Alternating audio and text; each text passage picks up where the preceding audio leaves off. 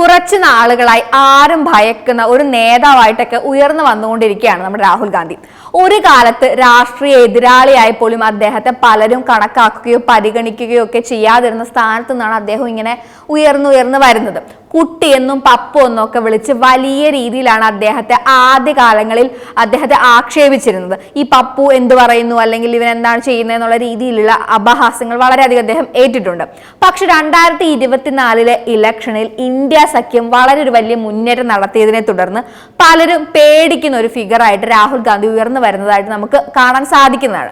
2024 ഈ കഴിഞ്ഞുപോയ ഇലക്ഷനിൽ അദ്ദേഹത്തിന്റെ നേതൃത്വത്തിലുള്ള ഇന്ത്യ മുന്നണിയും അവരുടെ സ്വാധീനവും ഒക്കെ വളരെയധികം കൂടി വരുന്ന ഒരു കാഴ്ച നമുക്ക് കാണാൻ സാധിക്കുന്നതാണ്. ഇതേ തുടർന്ന് അദ്ദേഹത്തിനെതിരായി വളരെ അധികം ആരോപണങ്ങൾ ഉന്നയിച്ചു വിടുന്ന ഒരു രീതിയും നമ്മളിപ്പോൾ കാണുന്നതാണ്.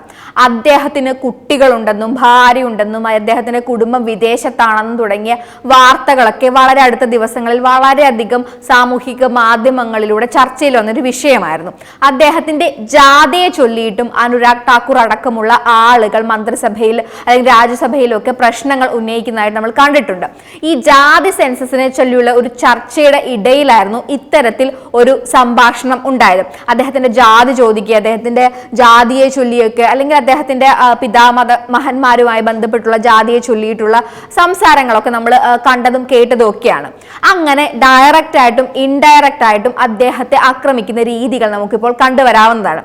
അന്ന് തന്നെ ആണെങ്കിലും അനുരാഗ് ഠാക്കൂർ എന്ന BJPയുടെ നന്നായി ഒഫൻഡ് ചെയ്യാൻ അറിയാവുന്ന എതിരാളിയെ കൊണ്ടുവന്ന് അദ്ദേഹത്തിനെതിരെ സംസാരിപ്പിക്കുകയൊക്കെ ചെയ്തത് അദ്ദേഹത്തിന് എതിരെ വളർന്നു വരുന്ന ഈ ഒരു പ്രതിഷേധങ്ങളെ അല്ലെങ്കിൽ അദ്ദേഹത്തിനെ തടയാനൊക്കെ ഒരു നീക്കമായിട്ടൊക്കെയാണ് വിദഗ്ധർ വിലയിരുത്തുന്നത്. എപ്പോഴും ഇപ്പോൾ വളരെ അധികമായിട്ട് രാഹുൽ ഗാന്ധി കടന്നാക്രമിക്കപ്പെടുന്നതായിട്ട് നമുക്ക് കണ്ടുവരാൻ സാധിക്കുന്ന ഒരു കാര്യമാണ്. ഇൻഡയറക്റ്റ് ആയിട്ടും ഡയറക്റ്റ് ആയിട്ടും ഒക്കെ അദ്ദേഹത്തിനെതിരെ പ്രധാനമന്ത്രിയും ബാക്കിയുള്ള മന്ത്രിസഭയിലെ കേന്ദ്രമന്ത്രിസഭയിലെ അംഗങ്ങളുമെല്ലാം ഇത്തരത്തിലുള്ള അപവാദങ്ങളും അതേപോലെ തന്നെ കടന്ന ആക്രമണങ്ങളും നടത്തുന്നതായി നമുക്ക് കാണാൻ സാധിക്കുന്നതാണ്. അതേപോലെ തന്നെ പലരും അദ്ദേഹത്തെ രാഷ്ട്രീയപരമായിട്ട് ഇപ്പോൾ കൂടുതലായി കടന്നാക്രമിക്കുന്നതായിട്ട് നമുക്ക് കാണാൻ സാധിക്കുന്നതാണ്.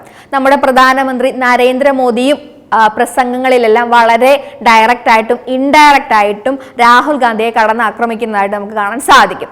ഇതുമായിട്ട് ബന്ധപ്പെടുത്തി വായിക്കാവുന്ന ചില സംഭവങ്ങൾ കഴിഞ്ഞ ദിവസങ്ങളിൽ നടക്കുകയുണ്ടായിരുന്നു. കഴിഞ്ഞ ദിവസങ്ങളിൽ വിദേശ പര്യടനമൊക്കെ കഴിഞ്ഞു വന്നിട്ടുണ്ടായിരുന്ന നമ്മുടെ പ്രധാനമന്ത്രി മൻ കി ബാത്ത് എന്ന റേഡിയോ പ്രേക്ഷണ പരിപാടിയിൽ പറഞ്ഞ ചില കാര്യങ്ങൾ ഇൻഡയറക്റ്റ് ആയിട്ട് അദ്ദേഹത്തിനേക്കുള്ളതാണെന്നാണ് പറഞ്ഞു വരുന്നത്.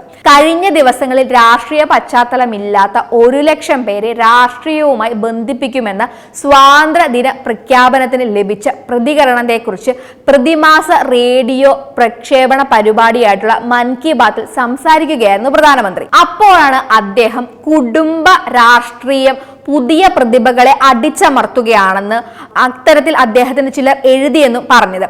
വികസിത ഭാരതം ലക്ഷ്യത്തിലേക്കാണ് ഇന്ത്യ നടന്നെടുക്കുന്നത്, അതായത് വികസിതമായിട്ടുള്ള ഒരു ഭാരതത്തിന്റെ ലക്ഷ്യത്തിലേക്കാണ് ഇന്ത്യ നടന്നെടുക്കുന്നത്.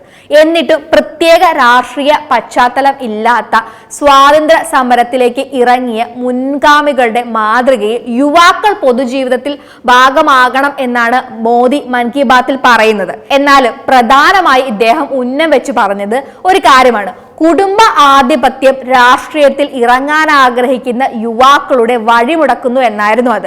മുത്തച്ഛനോ മാതാപിതാക്കൾക്കോ രാഷ്ട്രീയ പാരമ്പര്യം ഇല്ലാത്തതിനാൽ ആഗ്രഹിച്ചാലും രാഷ്ട്രീയത്തിൽ ഇറങ്ങാൻ കഴിയാത്ത സ്ഥിതി രാജ്യത്ത് പല യുവാക്കൾക്കും ഉണ്ടെന്നാണ് മോദിജി ഈ മൻ കി ബാത്തിൽ പറയുന്നത്.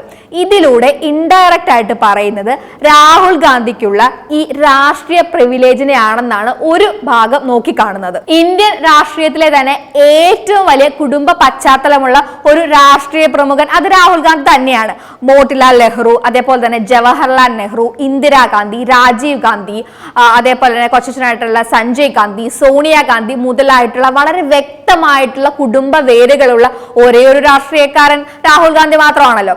എന്തു തന്നെ ആയാലും ഒരു എതിരാളി പോലുമായി കണക്കാക്കാത്ത ഇരുന്ന ഒരു ഇടത്ത് നിന്ന് തന്റെ അതായത് പ്രധാനമന്ത്രി അടക്കം തന്റെ റേഡിയോ പ്രസംഗങ്ങളിൽ പോലും പ്രതിരോധിക്കുന്ന ഒരു വ്യക്തിത്വമായിട്ട് മാറുകയാണ് രാഹുൽ ഗാന്ധി എന്ന് പറയാതെ വയ്യ എന്നാണ് അദ്ദേഹത്തിന്റെ ആളുകളും പറയുന്നത്.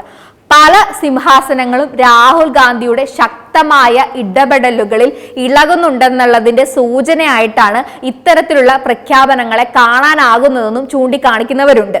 എന്ത് തന്നെയായാലും ഈ കുടുംബ വേരുകളെ പറ്റിയിട്ടുള്ള പരാമർശം രാഹുൽ ഗാന്ധിക്കുള്ള ഒരു അമ്പ് തന്നെയാണെന്ന് പറയാതെ വയ്യ എന്നാണ് ഇവരെല്ലാം പറയുന്നത്.